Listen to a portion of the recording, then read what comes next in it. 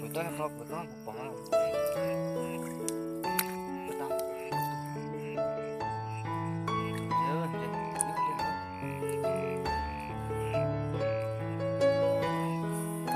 đi cho chỉ là mất thôi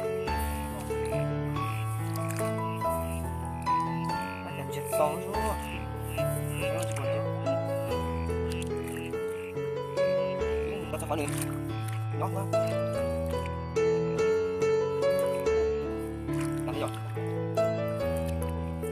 đi cho đây nó đã tạo cái gì à đây là mình đẩy nó gì hết đừng nó đi tiêu xin gọi khỏi xí nó chèn nước của tôi chơi ta xuống à chỉ có nó vậy nó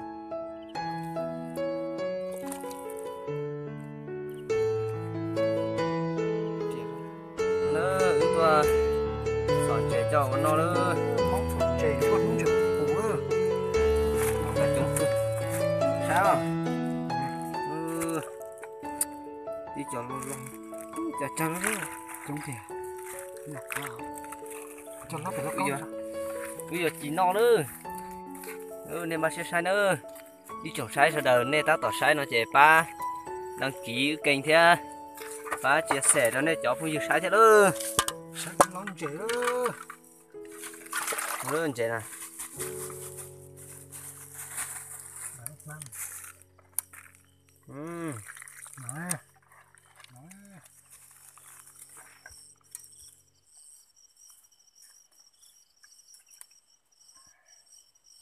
mà nó chỉ mát chỉ để chọn chè nó xí nữa chọn chè nó xí sọt cho lo tát sọt chỉ tao nữa cù hắn á chè sọt cho mày nó xí nữa tôi bị tọt té chỉ mát chỉ nó chỉ một sọt cho chọn chè mé mà thôi xíu mò sẽได้chọn không gì nữa giờ này thì họ bỏ lại nó mà họ pa đăng ký pa sáng tạo như thế nữa lúc này chọn nhẹ cần gọi là nó tên chè nó xí nữa mày nó xí là nó nè ui nó té sát cần cầu mà nói cái bụi té nữa bụi té trong sài nó thì mua vàng là chăn chè nó mình này xí bán nó chụp không gì nữa nó cánh chỉ mất chỉ nó xí mò xí nữa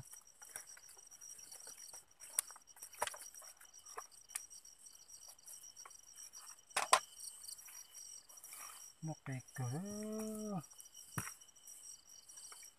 mẹ ai ta một cái đấy chuẩn bị chia đó bài ở trên nó nữa ba sai nữa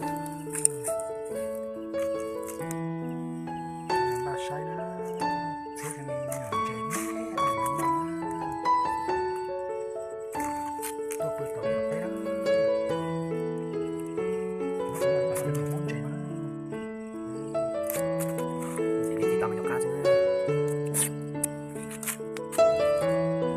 chỉ còn tóc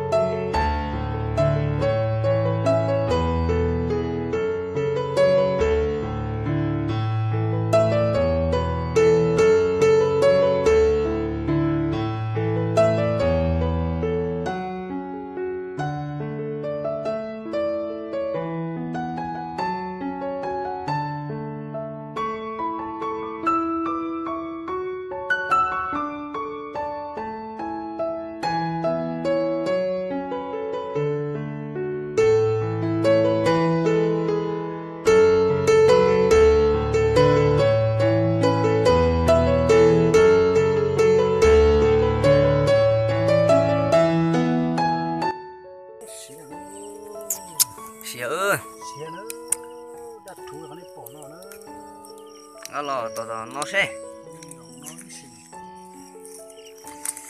nó sẽ phải thắng một cao biệt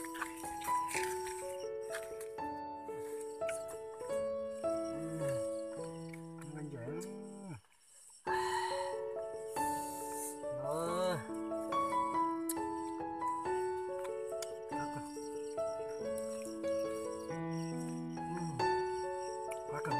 sáng à, cho nó thật kìa, cho mình chỉ mua.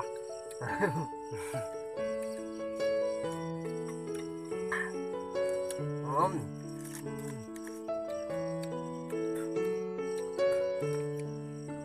Trong mấy cái kèo nó bắt ta.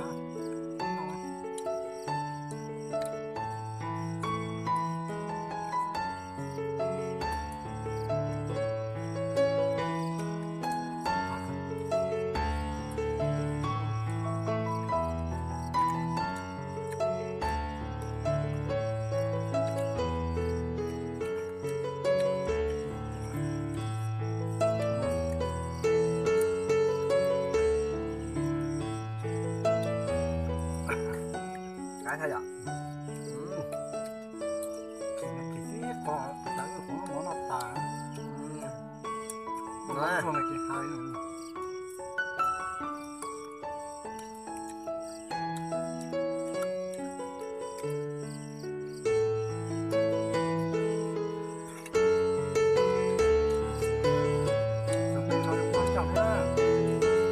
cái thấm đời em.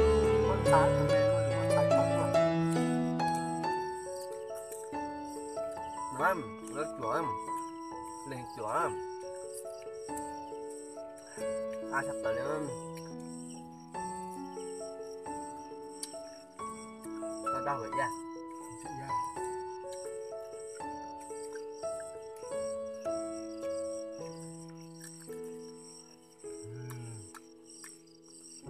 Chúng đẹp không? Để muốn ngon đã.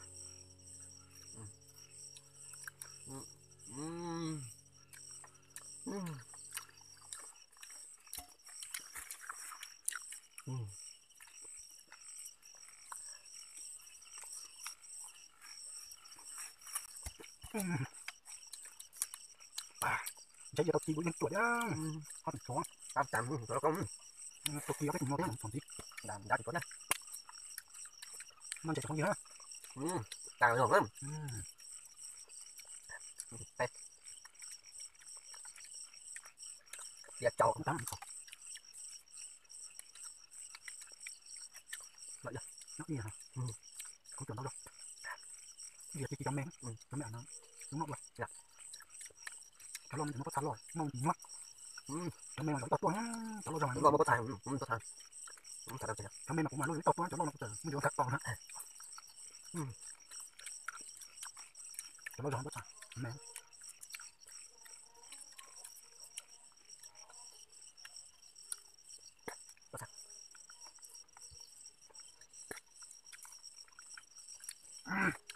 Cá cười. Nó làm gì đó thì hại. Nó chỉ tên ba chỉ quá. Rồi mà bảo chuyện được cái nó đùa. Nó sẽ xem tổng như năm. Là cái to cũng mất kìa.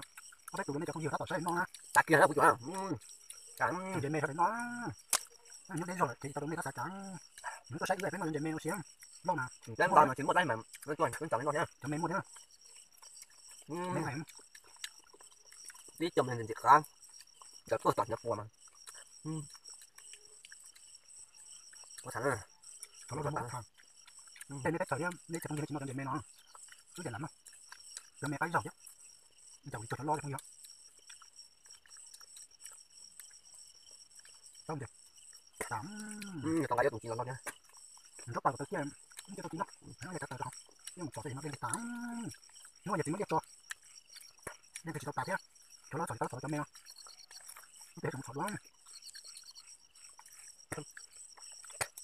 Rồi lo tao sẽ đọc. Có thể có cái mỏng á. Đấy. Mặt là mẹ nó trong bọn nó nè. Nó chỉ cần tắm nó. Chỉ có giật. Chỉ cũng dân á. Tao bắt Cái nào dính vào hạt ta thì nó bắt thở nè. Nó tao mất chợ nó thì sao dân á. Cá hình nếu lần nào mình sẽ cá hình tớ. Mong canh về tặng thịt đen cho hậu đê á. Cho hậu đê là cá một khọt tỏ không đê hả?